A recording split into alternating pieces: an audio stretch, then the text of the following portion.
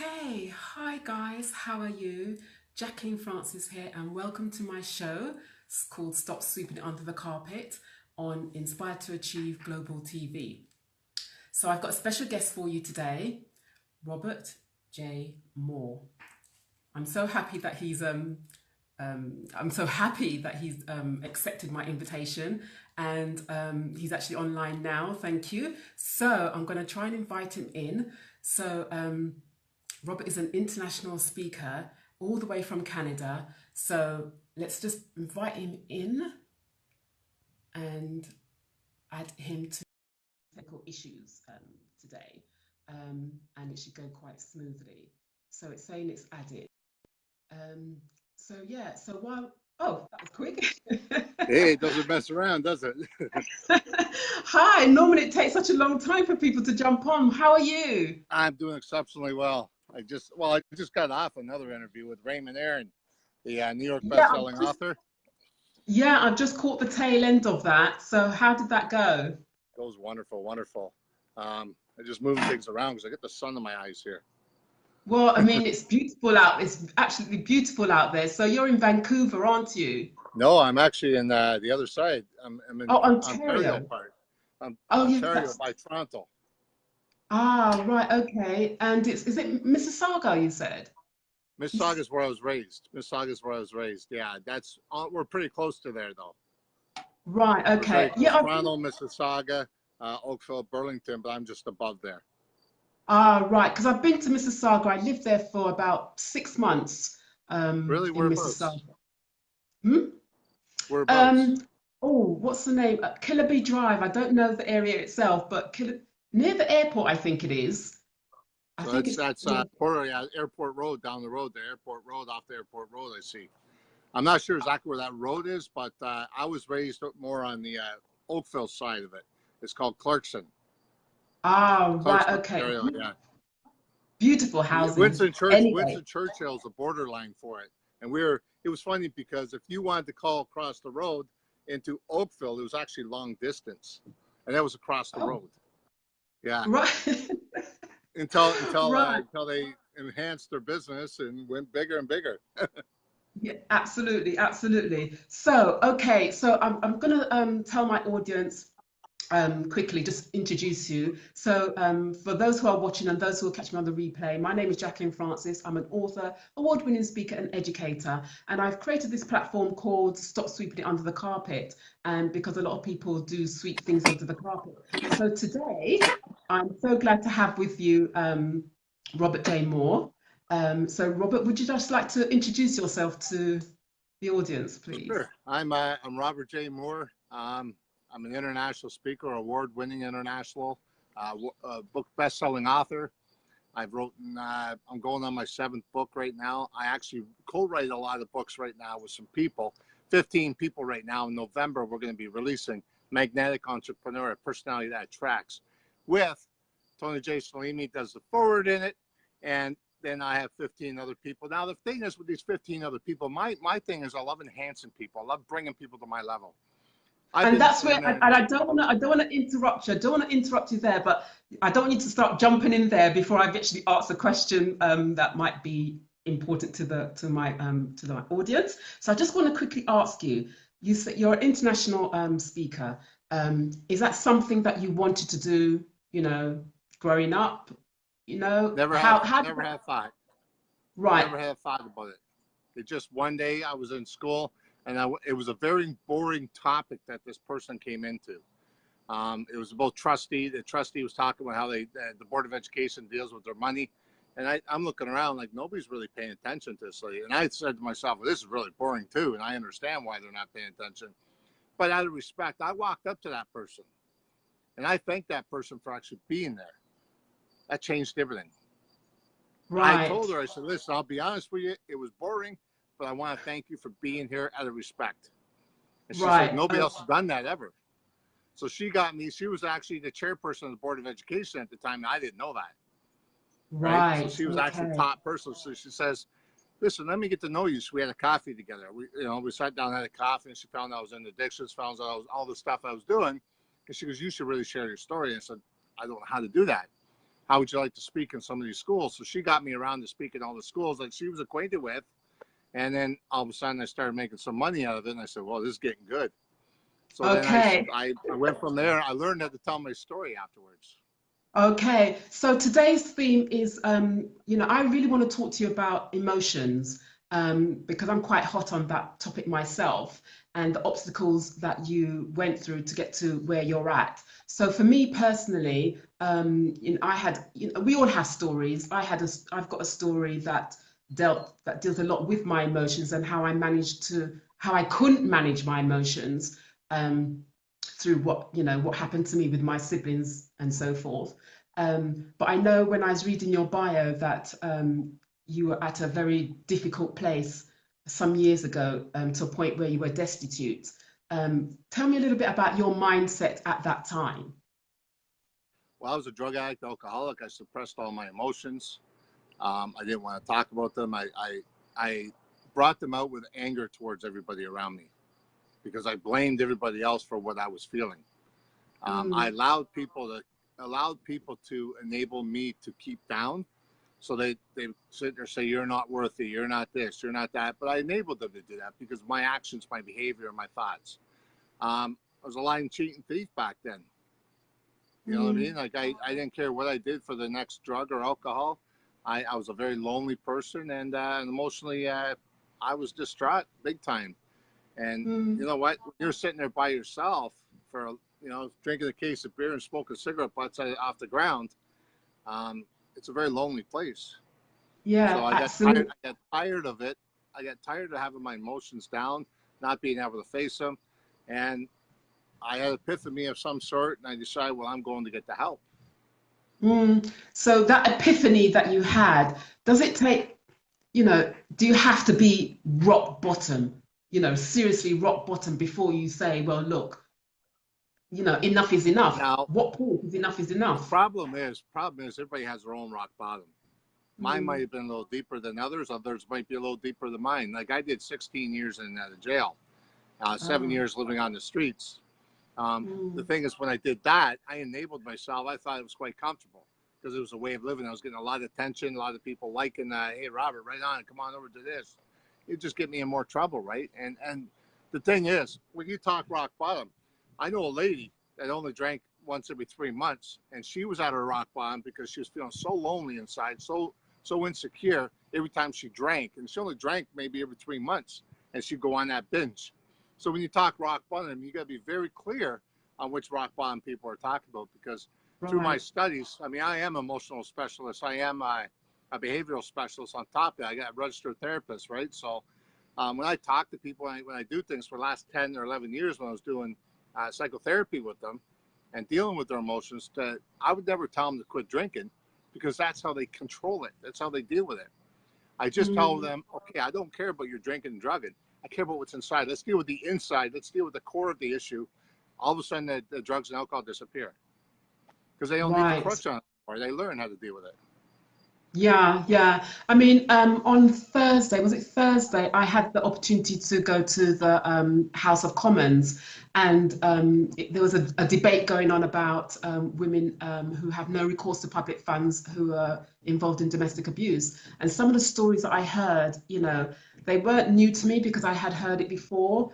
But when people become destitute, when they've got nowhere to go, and they, as you say, loneliness, what advice, not advice, what is the moment, when can they start thinking about, enough is enough? How do I get out of this? I know you said that, go on. People usually realize when they had enough.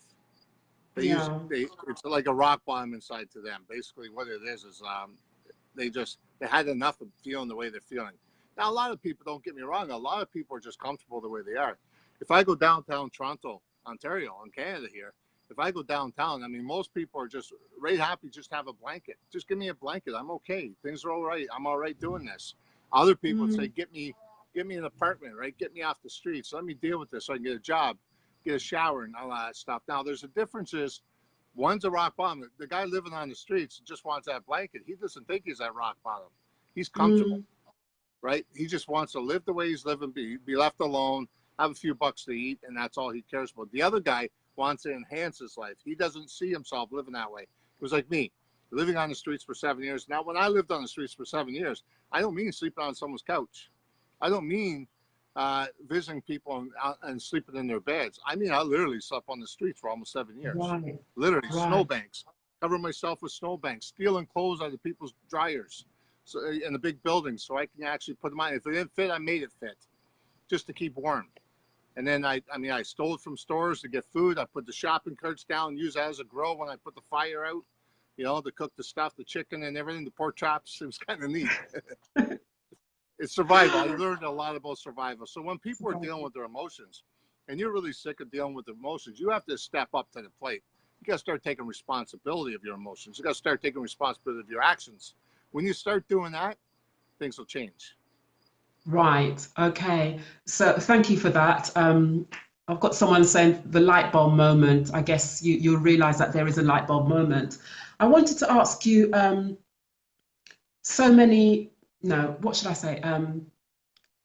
On your webpage, on your website, you talk a lot about self-esteem. You know, how do you get self-esteem? What is self-esteem? Well, it's process of thinking, right? It's process of thinking. So when you're low self-esteem, you're not good enough. You're not going to do well on this exam. It's all negativity. So if you take that negativity and put two positives on the negativity, you overcome it. But it takes two positives to weigh it down, because it's pretty thick, that negative stuff.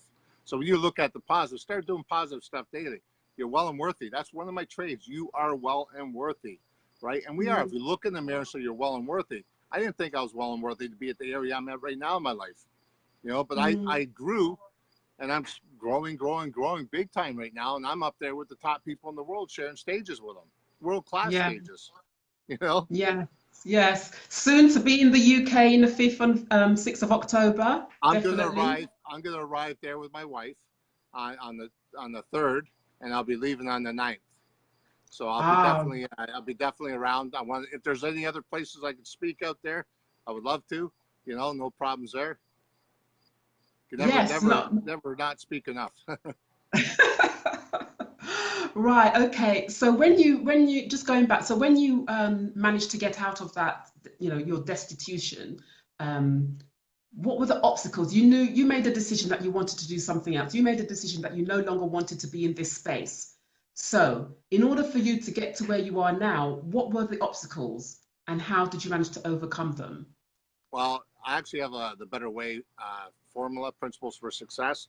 That one there talks a lot about how I got to where I'm at now, because of the fact of it talks about the principles I used and how I got those principles in this book. How I wrote that book was, for 6 months, I actually asked the community on Facebook, Twitter, LinkedIn, my clients, my students. I asked them all, what were you struggling with the most? And I put it all accumulation together. And what I did was I put it in my life and what I was struggling with at that particular stuff. And I pushed it out, so that way it became #1 in 2 days. But the thing is, one of the biggest things that people have an obstacle of is when they're trying to get better, they use other people's opinions to make their own identity. Okay. All right. So if someone's sitting there saying, you're not going to be able to do this, you can't do this, you can't do that, and then all of a sudden you start believing them, you make it your identity. Yeah. Me, I say, listen, you know what? You say I can't do it? I know, I remember this, my first book. When I first wrote my first book, I was really excited. Now I was new to it. I had a lot of F-bombs in it, and I wasn't a Christian or nothing back then. And next thing you know, I put it out really raw. It became #3 in Canada, but it wasn't going any further. It was backing down after that because too many people thought there was too much rawness in it. Too many people thought too much swearing in it. But they said to me, you're never going to get in Indigo's chapter in Toronto, Ontario, one of the biggest places around for your books, for the book launch, right? And I said, you watch me. I never even had a car back then. I put 50 books in a bag and I put it on my shoulder, got on the bus, went to Toronto. You know what? By the time I wouldn't leave, and I would not leave unless I put them on the shelves. So they finally gave me a contract. They gave me a contract, put them on the shelves, and they gave me one time to do a book signing. It was a day before my birthday, May 28th. Right? So I got to do that, and I said, what a beautiful thing. So, and I said, you guys told me I can't do that? Now look at me go. So then I wrote book #2, 3, 4, 5, 6. Oh, well done. I just want to quickly acknowledge the people that's come online to join us. So thank you, Donna, and Mohammed was there, and Lisa. Thank you for the hearts, Lisa. Thank you so much. Um, so yes, so Kathy, just to, um, so so yes. Jocelyn, So can you hear me? I can hear you. Oh, right. Okay. So what are the steps? You say that you're a therapist now. Why did you become a therapist? Was it because of obviously your own personal experiences? You know Why what? a When I went through therapist? school, here's the thing. When I went through school, it was all about. It wasn't about me helping other people at that time. Yeah, I went through Yeah. school to get my. Yeah, I went through school for a social service worker diploma, my addictions degree, my BA in psychology, my master's, and so on from there. But what I did was going through school. I didn't pick the subjects they actually gave me. I actually talked to them about subjects I actually could learn by. So anxiety, I wanted to learn about anxiety because I had anxiety. So I wanted to learn about anger. I wanted to learn about anger. So all the subjects I chose to pick on, I, I'm actually critiquing these things and researching them to learn how to be better myself. That's the only reason why I picked them all. So all the Mm. credentials I have, I wasn't focusing on, oh, I can help these people. I was focused on, I can help me. And that allowed me to be able to help others. Right. Okay. Well, good point actually. Um, so there are, as I said, my show is called Stop Sweeping It Under the Carpet, and I'm aware that I only have a 20-minute slot, and we're nearly there already, and I want to add something else. But so many of us, so many people are going through some sort of emotion, something or another, but they're not being vocal about it. And by not being vocal, they're building up mental health issues, psychological issues, and so forth. So, what advice would you give to those people who they want to say something? They're hurting inside. They are hurting inside, but Guaranteed. they don't have anyone to talk to. They're ashamed. They may be embarrassed. They're afraid of what family members may say. They want a different life than what they already have. What advice would you be able to give to them? It's time to open up. It's time to stop sheltering yourself. Start harboring all those emotions. If you want to talk to me, get a hold of me, Robert J. Moore on Facebook or robertjmooreinspires.com. It's my website. If you want to talk to me, we'll work something out and it'll be confidential all the way through. Nobody else needs to know. We do it over the internet. Nobody's going to know nothing. You know what? It's about helping you. Don't worry about what others think of you. All right. Sick and tired of people telling me, oh, well, this person's thinking this person. Well, who cares? Who cares what that Mm, person's doing? It's what you yeah, do to change your life is going to make the difference. Watch the yeah, movie The Secret. Watch the movie The Secret. When you watch that movie, it'll change your life. Or Laws of Attraction. Because I'm on stage with yeah. these guys all over the place, and they're changing my life. Yeah, absolutely. I've just got a comment here from Lisa. She says, "That's like me. I only speak to others about what can help me to help them." So yeah, thank you. I must stop saying thank you so much for your time because I know that your schedule's really, really busy.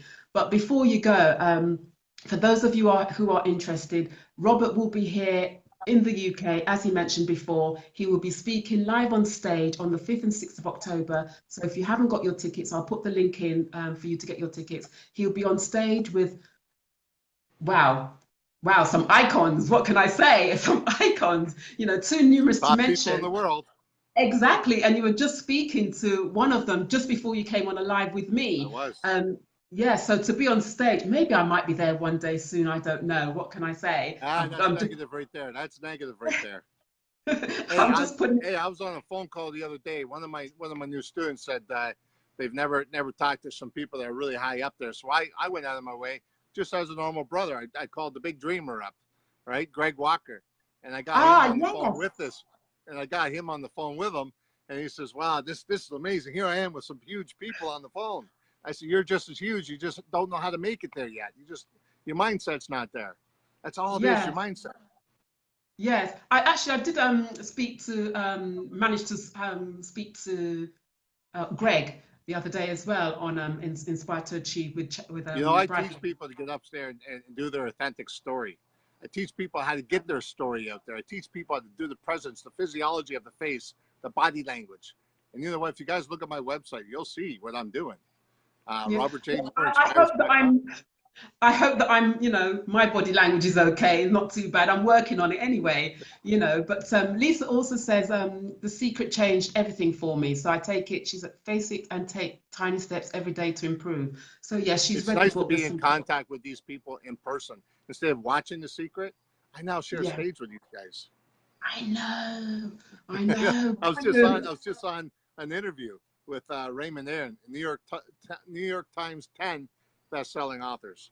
He's best Oh my friends with Jack God. Canfield and all the boys. Oh, Um, well done you, well done you. Bob But okay, Proctor. Next weekend, I'm on with Bob Proctor. oh, well done you, fantastic. I'm aware that my time is up with you. It's been a fantastic interview. Thank you so much. And again, if you guys want to see Robert J. Moore, please do get your ticket for the 5th and 6th of October. Yeah, so that's it. Thank you so much, Robert, for joining Thank you me. for having me. Take Okay, care. take Cheers. care. Bye.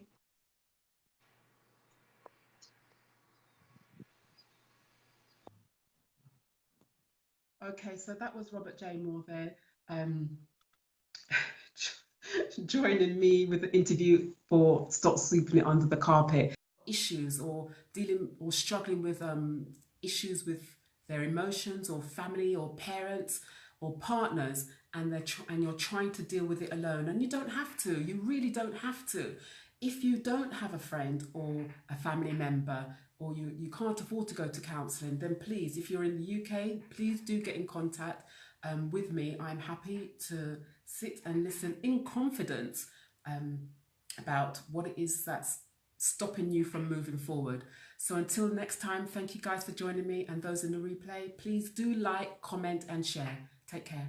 Bye.